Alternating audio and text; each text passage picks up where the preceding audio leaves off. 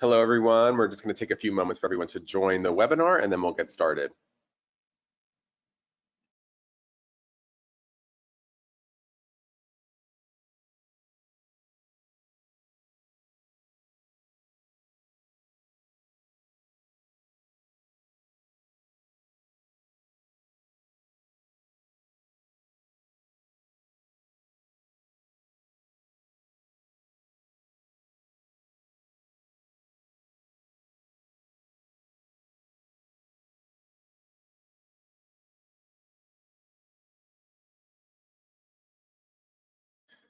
Well, thank you everyone for joining today. I'm Nick Gorinsky from the Foursquare marketing team, and I'm pleased to be joined by Foursquare Senior Data Scientist, Ali Rossi.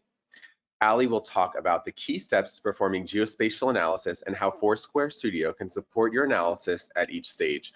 She's also going to share her best practices and tips for optimizing your analysis to generate valuable insights into your business, customers, and the world around you. I'd like to mention before we start, if you have any questions throughout the course of today's webinar, feel free to drop them into the chat and we'll try to answer as many as we can as time permits. Ali, thank you for joining us today. Great, thank you so much, Nick. Hi, everyone. As Nick said, I'm Ali Rossi. I'm a senior data scientist at Foursquare, and I work on deriving insights using Foursquare's geospatial data sets. You might know Foursquare from our early days as a check-in app, but today Foursquare, it's a leading geospatial technology platform, and we provide data and geospatial applications to better understand the world around you. Our background in consumer apps has given the company a deep understanding about movement in places. We use technology to understand where things are and how people move throughout the world. Our tech stack helps businesses use geospatial data to make more informed decisions and ultimately drive success. So today for our webinar, we're going to talk about the increasing importance of geospatial data, along with the benefits that it provides, for businesses across industries, and run through the steps necessary to conduct a geospatial analysis. We're also going to talk about some of the challenges that we can face working with geospatial data and how Foursquare Studio can help us overcome those challenges and support your geospatial analysis. Great. So today we have more geospatial data than ever before. What is geospatial data, though, specifically? The definition is it's pretty much any data that's related to or containing information about a specific location on the Earth's surface. It's data collected from cell phones, from GPS, from satellites, and a host of other devices that we use on a daily basis. To no one's surprise, it's kind of a treasure trove of information. It can provide insights for businesses. It can reveal surprising trends. It can unearth, hidden problems. It can help with a lot of different things like supply chain optimization, real estate analysis, site selection, mobile marketing, and a lot of other use cases. So we know what geospatial data is. What is geospatial analysis, and why is it important? Geospatial analysis is how location-driven businesses solve problems. It's the process of examining geospatial data, its attributes and relationships, and analyzing that in order to understand what is occurring and where it's occurring in the world. Geospatial analysis is critical to making better strategic, operational, and experiential decisions across your business. It can answer a lot of different questions, like you can see on the slide there. Where are viable locations for retail expansion? How can you better manage assets on the ground? How can you get products to customers faster? And where can you place advertising to reach your ideal customers? So today we're going to walk through our 5-step approach to geospatial analysis to show you the steps needed to get from raw spatial data to actionable location-based insights. And that's from defining the question all the way down to creating the right visualization to share your insights. Along the way, I'm going to touch on some challenges in working with geospatial data and share some tools, some techniques, some tips for optimizing your geospatial analysis, including how tools like Foursquare Studio, which is a next generation geospatial analytics platform developed specifically for this type of analysis, can support your geospatial analysis. So the first step, like in many analyses, not just geospatial, is defining the question. It's kind of the first and most important step for getting accurate and actionable insights from your data. After all, analytics, in its simple form, it's all about asking and answering questions. The questions that you ask and prioritize are going to vary based on your business goals, based on your KPIs, the industry that you're in, among other things. But basically, having a clear picture of your desired outcome or insight, it's really going to help determine the tools, the techniques, the data that you're going to use in your analysis. With the massive amounts of data that we're all using, it's easy to get lost in it all, in the endless possibilities and questions you might be able to explore with it. So remember, geospatial analysis is a process. It's new paths to explore, questions to pose, insights unearthed, and these will all kind of reveal themselves along the way. And along the way, you'll have a chance to, continually refine and explore your question more. So to ensure a successful start and to derive meaningful results, you're going to need to narrow down your question and be as specific as possible. And so there's some various, examples of some questions pertaining to geospatial types of use cases on here. And later we'll go into some more of these types of use cases. Okay, so now that you have defined your question, you know what you're trying to understand, this is when you need to gather and prepare the data that you're going to need for your analysis. So the good news is there's a lot of data out there to access, and some of the most useful data, like US Census, for example, it's actually free and available without restriction. So you can see on the right side of the slide here some sources.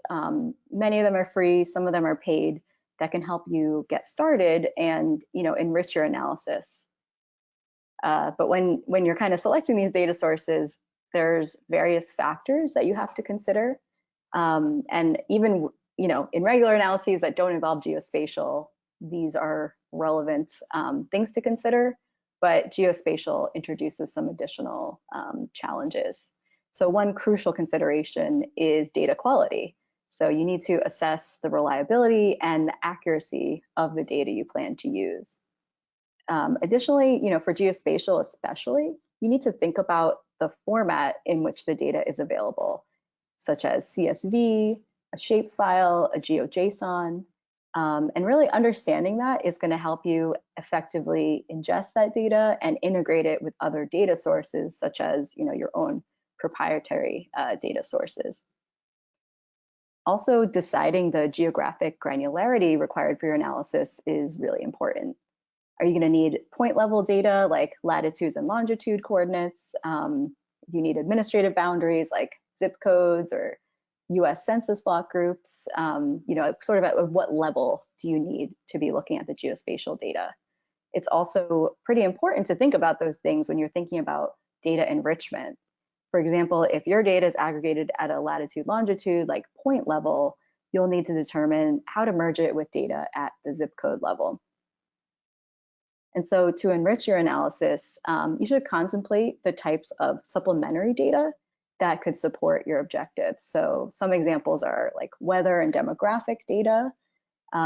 Those can provide valuable insights into factors that contribute to some geographic or even temporal disparities in your data. Points of interest data, like the Foursquare Places data mentioned here under point of interest. An example might be location of grocery stores in a neighborhood.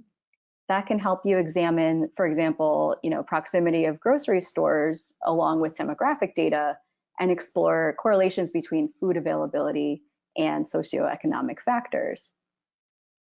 Additionally, incorporating transportation data, as you see there, US Department of Transportation, for example, public transit routes or traffic patterns can assist you in understanding mobility patterns and their influence on various aspects of your analysis. So by thinking about a diverse range of supplementary data, you can gain a more comprehensive understanding of the contextual factors impacting your analysis and uncover valuable insights. Finally, though, while protecting individuals' privacy should always be a priority when handling sensitive data due to the ethical and legal considerations, geospatial data presents additional risks that practitioners really need to acknowledge. For example, geolocation trail data, so seeing different locations in order over time where a person goes, that can be exploited to identify an individual's precise home or workplace, which is definitely very personal information, personally identifiable information. So it's really important to ensure that geospatial data is appropriately anonymized and secured to minimize the potential for unauthorized access or misuse. So as mentioned previously, dealing with geospatial data is challenging as data sets often have different data formats, different structures, different levels of quality. You should consider data that is readily accessible, but also available in formats that you can easily work with. One key benefit of using Foursquare Studio is the Studio Data Catalog. It offers ready-to-use data sets in a specialized hex tiles format that enables quick and easy data unification. Getting into data preparation. So this is an important step, and I think data scientists on the call likely know that this can take a lot of time. It also is very important, though. It goes a long way towards making sure that your analysis generates reliable results that you can confidently share with others. As we noted, geospatial data is complex. It can come in a lot of different sizes, formats, degrees of quality, which makes prepping the data, often challenging and time-consuming. For each data set, you should explore the geography, the attitudes, attributes, and metadata to determine whether data will be useful or not for your analysis and what kind of preparation you might need to apply to it. In general, the data will need to be cleaned and various data sets must be joined or unified. Some feature engineering might also be necessary to properly set up the data for the analyses that you're planning against step number one, your key business question. The good news is a lot of the data prep can be done in tools like Foursquare Studio, which offers a range of capabilities to support and speed up the process. You can easily add new columns, create calculated metrics, quickly perform spatial joins, and seamlessly integrate data sets for enrichment and added exploration with hex tiles, which we mentioned on the previous slide. So getting into some of the different tools and techniques, as I just mentioned, Studio can support many of the techniques applied during the data preparation process, turning what sometimes can be days of work. I think we may have all been there. It can actually turn that into just a few hours or minutes, depending on the analysis that you're doing. So on this slide, I put a few of the tools and techniques that can help you prepare your geospatial data set. So for example, extracts. Some data sets might be more extensive than you need. So a data extract is going to help speed up the processing time, focus your analysis on that key question, and really enhance the visualization that you're creating. Looking at enrichment, so data is often incomplete, inconsistent, incorrect, but Studio lets you join and enrich data sets pretty easily with additional data, whether it's in the Studio data catalog or other data that you're bringing in. It lets you create that enrichment. So you're going to enhance, refine, and augment your analysis. I mentioned under feature engineering, creating calculated fields or new metrics. Studio has a feature called expressions, which is going to process different types of data to let you create and convert columns, run mathematical functions, and leverage H3 analytics. Shapeify, it's actually a feature in Studio. It uses identifiers for well-known administrative boundaries, for example, zip codes, census block groups, things like that, to actually visualize boundaries on a map for you. So for example, you could load in a data set with just zip codes or state abbreviations without any of the geospatial information around those or definitions of what those boundaries are, and Studio can use Shapeify to actually create those boundaries for you, which is really cool. Filtering also, this is going to let you focus your analysis. You can use filters, to limit the data shown on the map, You can also add temporal filters to focus the analysis on a specific period. And that also will let you create some temporal visualization and like animations, which I'll talk about on a later slide and give an example. Oh yeah, lastly, I do want to mention as well in terms of filtering, in Studio, you can also filter to a specific area on the map. You can do that on the fly. There's a draw tool where you can actually outline, certain boundaries on the map and then apply them as filters to only see that data. So prepping and working with, large disparate data sets, it's tricky. It can be time consuming. With hex tiles, which is a really cool feature we mentioned already in Foursquare Studio, concerns over data types and shapes are no longer an obstacle to accessing and using the data that you need for your analysis. You can transform various dataset formats into hex tiles, and then that allows you to quickly and easily join the data together. Okay, so step 3, we have our question, we have our initial view of what data sets we need, and we've prepared them. So now we're going to conduct our analysis. So once you've prepared your data sets, it's time to start your analysis. Fortunately, Foursquare Studio has several built-in analyses that can help you quickly begin to find insights in your data.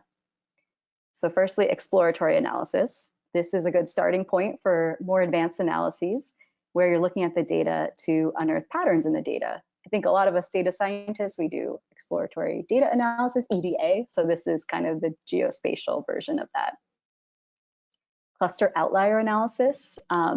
This applies Anselin's local indicators of spatial association, LISA, if you've seen that around. But what that does is that can identify clusters of like values in your data, or it can also find geographical outliers. One example of using cluster outlier analysis for a use case, it's for taxi companies. Excuse me. So you can actually take a look at the distribution of taxi fees to find which pickup and drop-off locations have like the highest paying passengers, which is super cool. Another thing that could also be used for vehicles or taxis is origin destination analysis. So this lets you understand traffic patterns for vehicles, trucks, bikes, pedestrians, or taxis, as I said, and identify kind of the most common trip routes. I actually used this before to kind of look at the most common walking routes that I had in New York City, which was really fun. So what it does is it's generating connecting lines between two geographic points. It's enabling you to reveal, traffic bottlenecks if you're looking at traffic data, identify faster delivery routes, and popular routes to and from certain points of interest. Suitability analysis is another cool one. I'm going to show an example pretty soon. So you can evaluate the suitability of a location or area for a certain use. It actually computes a suitability score based on a set of criteria that the user defines and applies, certain weights to for which factor is the most important. This is used a lot for site selection, which allows for smarter investment and planning decisions, for example, for retailers or restaurants who are trying to, find a new location to put a new store. And then lastly, spatiotemporal analysis. It's for those interested in exploring movement or changes over time and space. And it's going to allow you to analyze these two components, which can often be challenging because space has unlimited directions, but time, as we know it at least, can only go forward. So this analysis actually, even with those challenges, it'll help you overcome those and unlock invaluable insight into ride-sharing journeys, climate change, migration patterns, and I'll show you on a later slide, we're looking at foot traffic to bars during SantaCon. So all of our top most interesting challenges. So it's always a good idea before jumping into your analysis to think through the best approach for your use case. So first you want to determine, what specific analyses can help answer the questions that you have. Several might be needed to, get the insights that you're looking for. So you need to think about the tools needed to support your analysis. Data visualizations, they're going to allow you to explore the data, unearth insights, discover new questions you want to ask, and identify confounding factors. And a confounding factor in this case might be, population density or demographic characteristics, which can strongly influence geospatial data. So it's important to consider those factors and control for them as you conduct your analysis. But in terms of like things to avoid, so analysis paralysis, this is not just with geospatial data, but sometimes just having all of this data and having all of it on a map, it really can suffer more from analysis paralysis. You want to look at all the data. So don't get bogged down and lost in all the data. Narrow the scope down to answer your key question, filter it down so that you don't end up getting lost, and drill down into what's the most important. So I put an example here on the slide. Both of these images show visits to the Ontario Mills Mall, which is outside of Los Angeles. And this is sort of the origin destination analysis. It's showing what home zip codes visitors come from to visit the mall. And so the darker the green, the more visits that are happening. So the map at the top is pretty cool to look at least for me. My initial insight is, a lot of people, more people are coming from the east rather than more, in the heart of Los Angeles, coming from the west. So that's pretty cool. If that was our question, this could be helpful for that. However, let's assume that our use case was, we are marketers that want to send direct mail to some of the top zip codes where people are coming from. So the map at the top does have that data, but just looking at this picture, it's not really helping me say, okay, what are the top 10 or so postal codes that I should target? So in this case, the bottom map is actually filtering down to just the top 25 zip codes. And so now we can see this is a lot easier. And also, like, the top 25 ones are a lot more close in to the mall.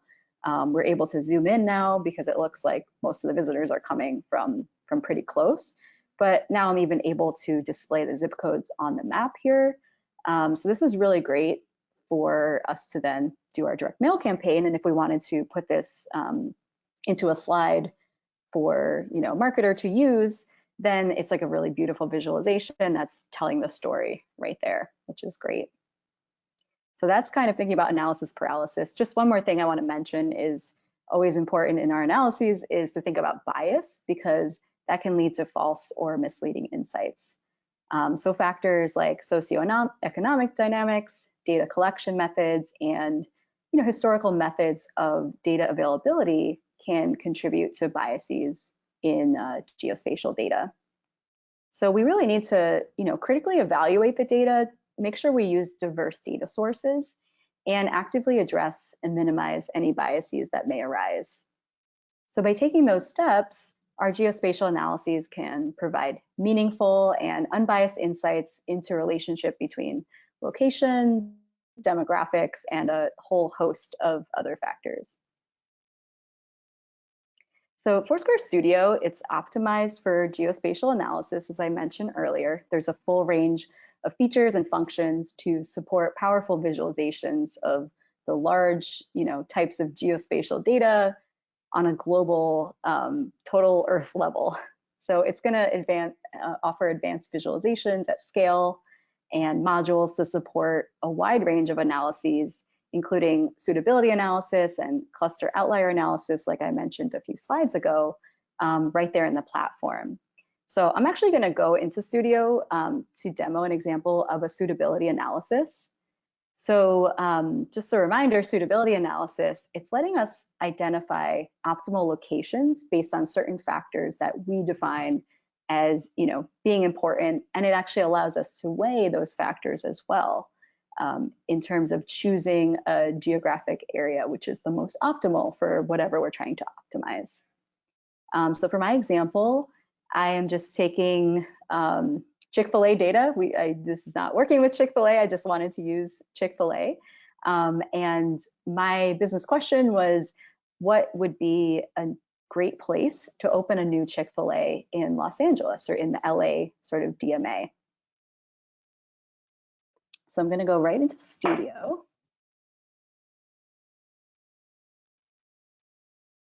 And so this is my studio map here. I'm just going to show you I'm here in LA. I have various layers within the map that have different metrics that I'm just thinking are important for opening a Chick-fil-A location. So for example, total foot traffic to the area. And so for all of these, the lighter color is going to be higher. So high traffic around downtown LA, Santa Monica, down in Long Beach. So that's pretty interesting. I think if we open a new fast food restaurant, we want to make sure there's already foot traffic in the area. So we capitalize on that.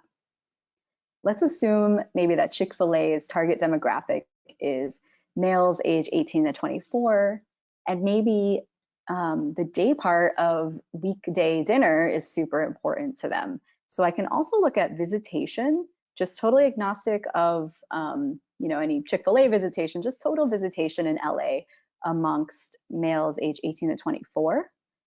So this is using Foursquare foot traffic data. And again, the lighter color, we're seeing again a lot of the same areas. And then I also have my weekday dinner day part as well. So I'll go down, I won't dwell too much on all of these factors so we can get into the suitability analysis. But I have some other cool things in here, like the proximity to a Chick-fil-A. So we can see there's already locations here. We have a similarity score for other chains that people who go to Chick-fil-A, where those are located. So we see the lighter color, there's more chains that are similar to Chick-fil-A. So we may want to capitalize on, our audience is already going to these types of places. We want to kind of capture them there. And then thinking about competition. So number of quick serve restaurants that are, also in that specific H3 cell. So I'm going to go over to my analyses over here and choose the suitability analysis. And so now I can see a bunch of my attribute fields. I'm going to remove some of the day parts that aren't necessary. I want to just get into my weekday evening one. And then I want to keep I've got all the demos here in my data set, but I'm just focused on those younger males because I'm assuming they're my target demographic. I'm just going to go into my advanced settings here really quickly. This is going to adjust the range of the weights I'm allowed to add. So I basically want to take these key metrics that I think are important for choosing a Chick-fil-A site, and I want to give them some weighting. So this is the foot traffic, and I'm just going to swag here. Let's say 0.2. We give all of these like a 0.2. But this one is category venue count. So those quick serve restaurant venues. This, I actually don't want to be near other quick serve restaurants. I might give this a negative 0.2 because they're likely to be in the more foot trafficy areas. But if we can allow it, I'd like to not be close to, 4 other quick serve restaurants on the same corner. This is, apologies for the metric names not being great, but this one is the similarity score. And then this is distance from the other Chick-fil-A's. So I really want to be thinking about like not being close to another Chick-fil-A. I don't want to cannibalize. And so everything looks good to me. I'm going to click run. And it basically, it does a join. Oops, my screen is not long enough. Well, it's not letting me, oh, here we go.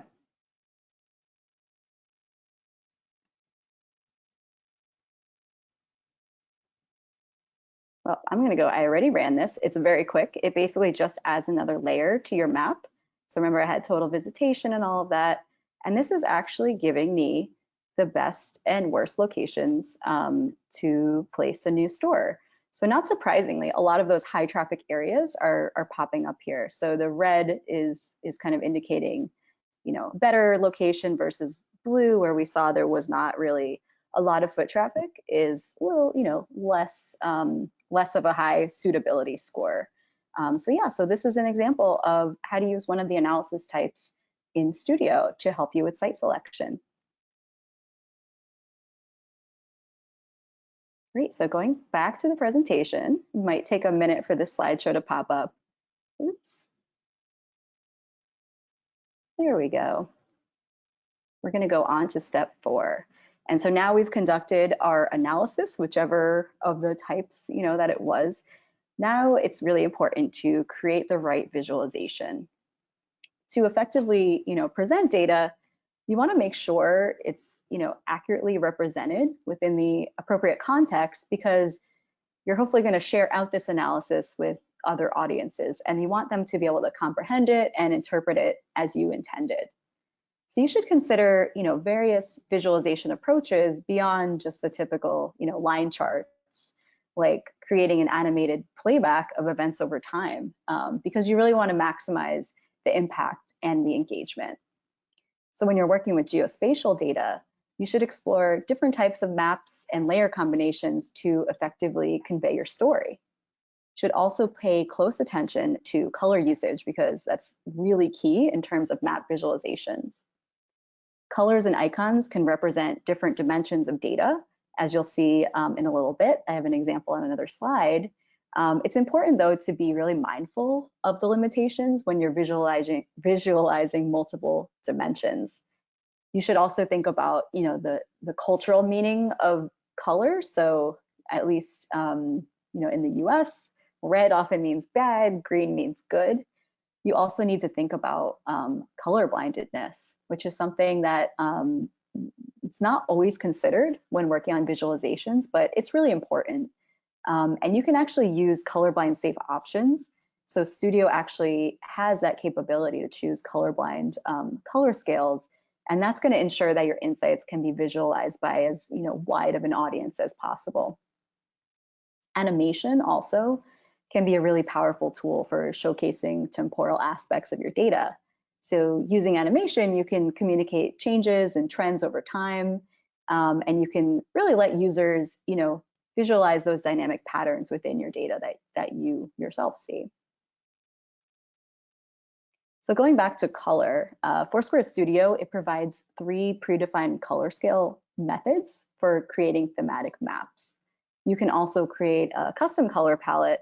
In that case, you might want to bookmark Color Brewer, which is a really good reference for coming up with colors. So I alluded to a nice example about colors and icons, and there goes the animation.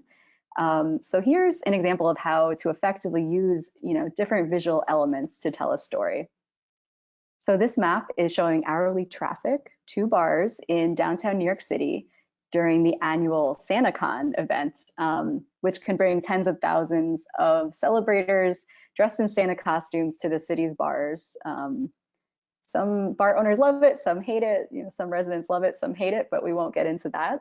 But they basically do a bar crawl from the Midtown neighborhood in the morning, and they kind of wind their way downtown to East Village and Lower East Side, which are shown on this map. So in this visualization, we use color and icons to indicate the different types of bars that people are going to, from cocktail bars to dive bars to karaoke bars, etc. The temporal animation allows us to see that around 3 p.m., we're now at about 10 p.m., but the animation will come back around. But around 3 p.m., we really see that influx of traffic coming, downtown from further uptown. And it's actually, starts at kind of your typical regular kind of bar that's not really any kind of special one. So the one listed as general here on the legend. But later in the night, it kind of expands into those cocktail bars that you see, like especially around Lower East Side. So this is an example kind of how we're able to show off multiple dimensions of our data and tell a clear story to the viewer, which is, hopefully keeping their interest engaged. And so lastly, share and iterate. So we know spatial analysis, it's rarely a linear process. It's often going to involve multiple iterations, different adjustments to uncover those meaningful insights in your data. So, there's some different things that you might encounter during the analysis. So your initial analysis might be incomplete. I think we run into that a lot in our roles. As you delve deeper into the data, you might realize that your initial approach didn't capture the full picture. So we view this as an opportunity. It's a chance to refine your methods and, explore additional avenues. So reworking your approach then sometimes, you really need to take a step back and reassess your analytical approach. So you could, sometimes need to revisit your assumptions, consider different methodologies, sometimes just incorporate some new techniques to enhance your analysis. Another one is bringing in new data. So you might find that your existing data is insufficient, or you might have a hypothesis about something you're seeing and you might need another data set to bring in. So you should consider augmenting your current data set with other relevant data sets to gain deeper insights or to validate your findings.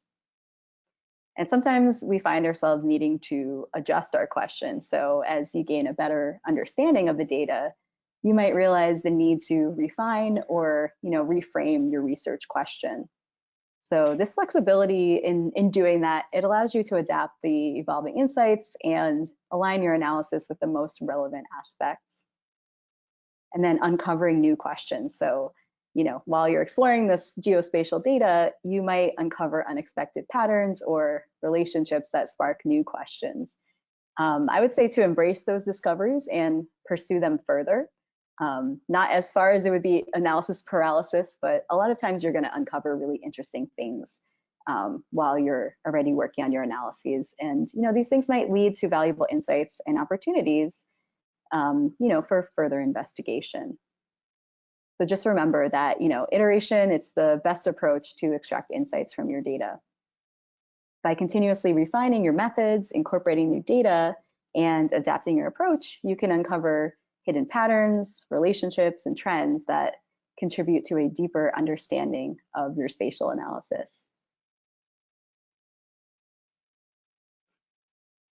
I'm going to pass it to Nick now to moderate Q&A. Yes, thank you, Ali. That was really fascinating.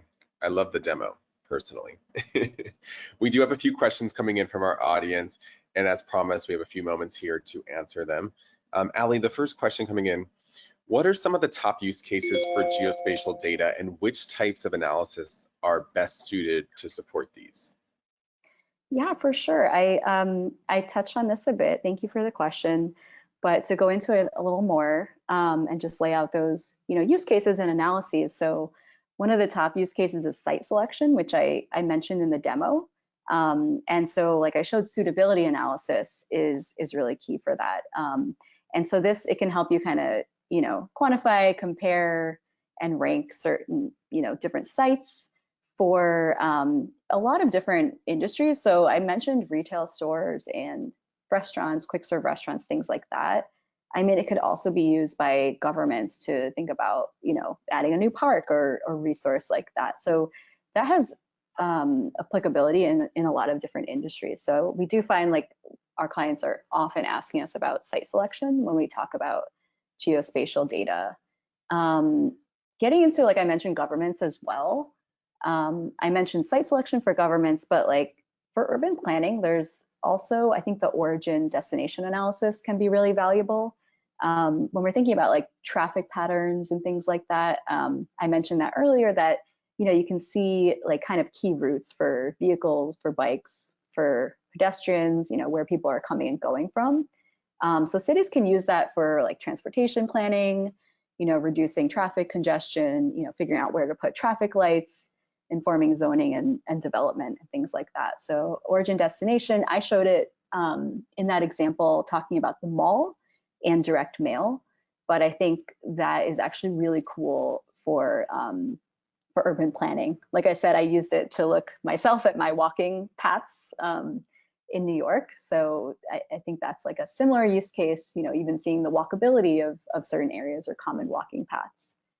And then another thing I mentioned, which I showed a bit in the bar GIF, is the spatiotemporal analysis. And this could be used across a lot of different industries, even academic pursuits or scientific, such as like environmental science, I think for public health and, like I mentioned before, transportation planning, I think this is valuable for too.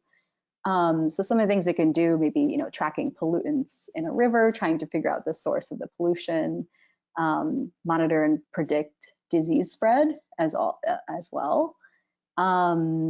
And I think, yeah, like I mentioned as well, transportation, optimizing transportation. This is another good analysis for that. There's so many use cases, truly. Another question for you coming in: how do you navigate some of the issues around privacy when working with geospatial data? Yeah, for sure. I mentioned a little bit about that, but this is a really good question. This is something that Foursquare is always thinking about. The privacy landscape. It's rapidly changing. As we know, we mentioned location data is definitely sensitive, so you need to source your data carefully. To talk about Foursquare, we implement controls to protect data associated with kind of the most sensitive locations. We also help develop the NAI enhanced standards. We make continued investments and innovation in how we approach consumer control, how we approach opt-ins, and proactive privacy-first product development to ensure we're protecting consumers. So it's not just about mitigating risk, but we do truly care about protecting consumers. So to talk just in general about when working with geospatial data, like how to ensure privacy. So one concept is, data minimization is something that we think about. So collect and keep, only the necessary geospatial data required for your analysis. So you can really minimize the amount of personally identifiable information and sensitive location details to reduce privacy risks, because it's likely that your analysis doesn't require those items. So just literally removing those and just not touching them, I think is a very good practice if you're able to do that. Another option is aggregating the data. So before sharing or analyzing geospatial data, can you aggregate it to a level that it's going to prevent that individual identification and ensure protection of privacy. Thank you for sharing that. If you pop over to the next slide, I just want to let everyone see, if you're interested in using Foursquare Studio, visit our website, location.foursquare.com/products/studio, and you can get started with your free account today. I also want to share on the next slide, there's always something exciting going on here at Foursquare, and we'd love for you to join us for a fireside chat with Catherine Cullen, Senior Director of Industry and Consumer Insights at the National Retail Federation, and Foursquare's own research and insights lead, Emily Owani. We'll be discussing how consumers' in-store journey is evolving, and that is next Tuesday at 12 p.m. I will be there, so I look forward to seeing you there. Ali, thank you for joining us today and taking the time to walk us through 5 steps to geospatial analysis with Foursquare Studio, and of course, our audience for joining us today. Thank you all, and have a great day.